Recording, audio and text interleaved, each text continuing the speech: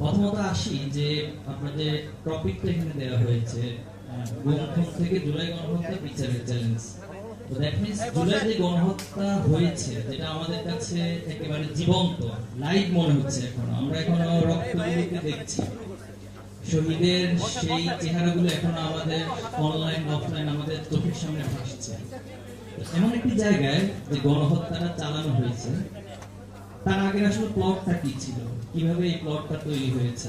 আমি যদি একটু পিছনের দিকে যাই, 2006 সালে 28 অক্টোবর আপনারা সকলে দেখেছেন যে মানুষকে সাপের মতো পিটিয়ে হত্যা করতে পারে এবং সেই লাশের উপর আবার দাঁড়িয়ে নৃত্য করতে পারে, সেটা বাংলাদেশে প্রথম নজির স্থাপন করেছিল।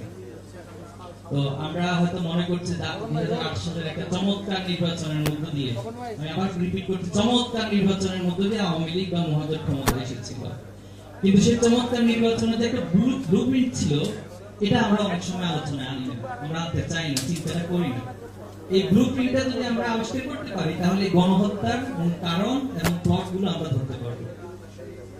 তো সেই জায়গা থেকে আমি বলবো 28 অক্টোবরের পর এরপরে হচ্ছে ক্ষমতায় আসলো 2009 সালে ফেব্রুয়ারি মাসে।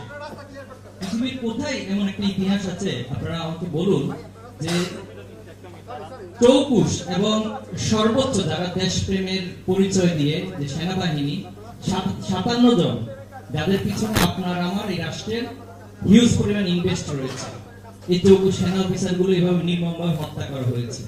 কিন্তু এরপর কি বাংলাদেশে কোনো পরিবর্তন ঘটেছে? আমরা কি সত্যিকার অর্থে আমরা যারা সিভিল সোসাইটি বলছি, ওই অর্থে কি এই বিচার নিয়ে খুব বেশি আমরা ভূমিকা রাখতে পেরেছি?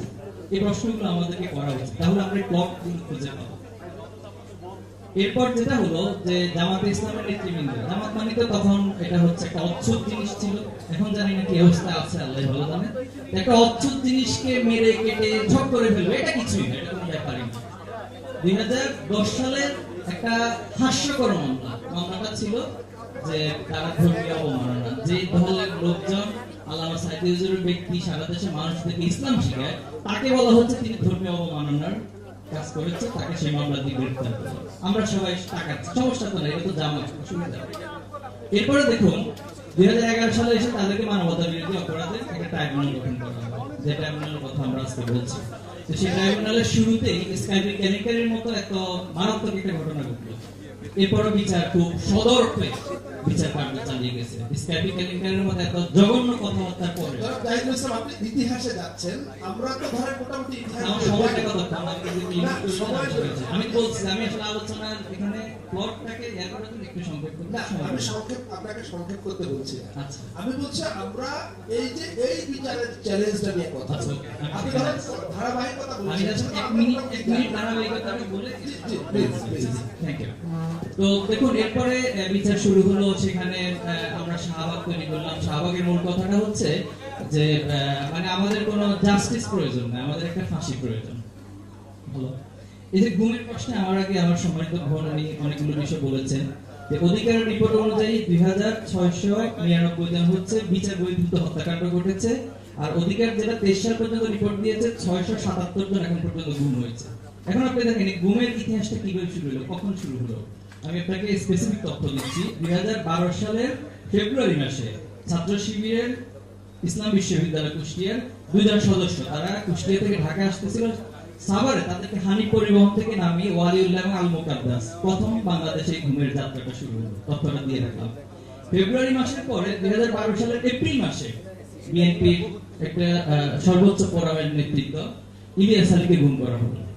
তো দেখেন আমরা সয়ে গেছি, আমরা হচ্ছে সয়ে যাওয়া জাতি, আমাদের কাছে সব সয়ে যায়। এরপরে আস্তে আস্তে আজকে বেগম খালেদা জিয়াকে যখন গ্রেফতার করে নিয়ে যায়, আমরা তাকিয়ে তাকিয়ে দেখেছি সব হেফাজতকে নির্মমভাবে হত্যা করেছে। আবার হত্যা করার পর হাসিনা পার্লামেন্টে বলতেছে যে তারা রং মেখে একটা মানে এভাবে একটা মানে খুনের সাথে, হত্যাকাণ্ডের সাথে, গণহত্যার সাথে নির্মম উপহাস করা, এটা খুবই দুঃখজনক। এজন্য আমি কথাটা এই জন্য বললাম, এই যে প্লট গুলো আজকে গণহত্যার জন্য দায়ী ছিল, গণহত্যার আগে রাজাকে বলে গালি দিয়ে দেওয়া, যাকে তাকে যেভাবে ইচ্ছে বলে ফেলা, এটা এবং বলা হয়েছে যে যাকে যেখানে ভাবে আন্দোলনকারীদেরকে তোমরা দেখা মাত্র গুলি করো। এই গুলি করা তো জুলাইতে প্রথম যায় না, তার আগে তো অনেক দিয়েছে, প্লটগুলো তো সেখান থেকে তৈরি হয়েছে। এরপর যেটা করলো আবরার ফাহাদ, একটু প্রশ্নটা রাখতে চাই সবার কাছে। আবরার ফাহাদ এবং বিশ্বজিৎ তাদেরকে ছাত্র শিবির সন্দেহ করে, এখানে মিডিয়ার ভাইরা আছেন, ছাত্র শিবির সন্দেহ সন্দেহ সন্দেহ এই শব্দটাকে এত পরিমাণ ব্যবহার করা হয়েছে, এই শব্দটা দিয়ে যাকে তাকে পিটিয়ে মেরে ফেলাটাকে জায়েজ করে দিয়েছেন আপনারা। এখন প্রশ্ন হলো আবরার ফাহাদ আর বিশ্বজিৎ যদি সত্যিকার অর্থে ছাত্র শিবির না করতো, তাহলে কি আজকে তারা আবরার ফাহাদ এবং ছাত্র বিশ্বজিৎ হিসেবে আমাদের কাছে পরিচিতি পাইতো? এটা প্রশ্নটা রাখলাম আমি সবার কাছে, উত্তরটা দিবেন। তো এই আবরার ফাহাদ আর বিশ্বজিতের মতো এরকম শত শত কেস আছে যেটা আমরা জানি না, যেটা আমাদের মিডিয়াগুলো আমাদের সামনে তুলে আনে নাই। কারণ কি? তারা ছাত্র শিবির একটা অচ্ছুত জাতি, তাদেরকে এখানে নিয়ে আসা যাবে না। আমি মনে করি এই সমস্ত সবগুলো কারণে আজকে জুলাই গণহত্যার শিকার আমরা হয়েছি। এরপরে আমাদের এখন যেটা বিচার নিয়ে একটা প্রশ্ন, সেক্ষেত্রে আমি বলবো যথেষ্ট আমরা এখানে সার্টেন কিছু বলতে পারছি না বিচারটা কতটুকু হবে। এর কয়েকটা কারণ বললাম। নাম্বার 1 হচ্ছে আমাদের আইনি যে সিস্টেমটা, আমি কোনো আইনি ব্যাখ্যা যাচ্ছি না, আমার আইনের ছাত্র না, এখানে অনেক আইনিবিদ রয়েছে, বাট আমি আমার অবজারভেশন থেকে মনে করি বাংলাদেশে টোটাল বিচার ব্যবস্থাটা একটা সিস্টেমেটিক, জাস্ট একটা প্রসেস ওরিয়েন্টেড, এটা জাস্টিস ওরিয়েন্টেড না। একটা প্রসেসের মধ্যে দিয়ে যাবে, একটা সিস্টেমের মধ্যে দিয়ে যাবে, এরপর তার একটা রায় হবে। সেটা কি জাস্টিস হইলো কি হইলো না, ইটস নট ফ্যাক্ট। এরপরে লাস্টে রাষ্ট্রপতি তো আছেই, রাষ্ট্রপতির কাছে অ্যাপ্লিকেশন করলে 7 খুন মাপ যেটা হয় বাংলাদেশ, সেটা হয়ে যাওয়ার যথেষ্ট সম্ভাবনা আছে। আর এখানে আমরা ওভারঅলি যেটা দেখছি, আমার আগে আমার জাহিদ হাসান ভাই তিনি চমৎকার বলেছেন যে অনেকগুলো মামলা বাণিজ্য হচ্ছে। যে ব্যক্তিটা তার সাথে পার্সোনাল দ্বন্দ্ব আছে, সে কোনো গণহত্যার সাথে জড়িত ছিল না, তার নাম ঢুকিয়ে দেওয়া হচ্ছে। এরপরে মামলাতে জড়িত ছিল অনেকের সাথে বাণিজ্য করে তাদের নাম বাদ দেওয়া হচ্ছে। এবং জামিনের ঘটনাও ঘটতেছে, আপনারা আমি জানি না তথ্য সবার কাছে আছে, কিন্তু তথ্যগুলো কেন জানি আমাদের কাছে ওইভাবে প্রকাশিত হয় না। বরং দেখেন তার অল্টারনেট কি হচ্ছে, আওয়ামী লীগকে কেন তাদের মত প্রকাশের স্বাধীনতা দেওয়া হচ্ছে না, তাদেরকে কেন ছাত্ররা রাজনীতি করতে দিবে না বলতেছে, আপনি তাদেরকে ভিক্টিমাইজ করে উপস্থাপন করছেন। আপনি ন্যায় বিচার কোথায় পাবেন, কিভাবে পাবেন? আমি এটা খুবই সন্দিহান আমার জায়গাতে। আমি আগে বলছি আমি আইনি ব্যাখ্যা যাচ্ছি না, আমি ছাত্র সমাজের প্রতিনিধি হিসেবে আমার অবজারভেশন গুলো বললাম। তবে আস্থা রাখতে চাই, আশা দেখতে চাই, কারণ হচ্ছে এখানে আমাদের অ্যাটর্নি জেনারেল মহোদয় আছেন, তিনি যে চেয়ারে বসে আছেন একটু ফিল করতে হবে এই চেয়ারটা রক্তের উপর বসে আছে, এই চেয়ারগুলো ভাসমান লাশের স্তূপের উপর বসে আছে। এজন্য আমরা আশা করি এই ফিলিংসটা যদি ওনারা নিতে পারেন তাহলে ন্যায় বিচারটা পসিবল হবে। অনেক ধন্যবাদ জনাব জাহিদুল ইসলাম। নিশ্চয়ই আমরা পরের সুযোগে আপনার কাছে আবার আসবো। বেশ কয়েকটা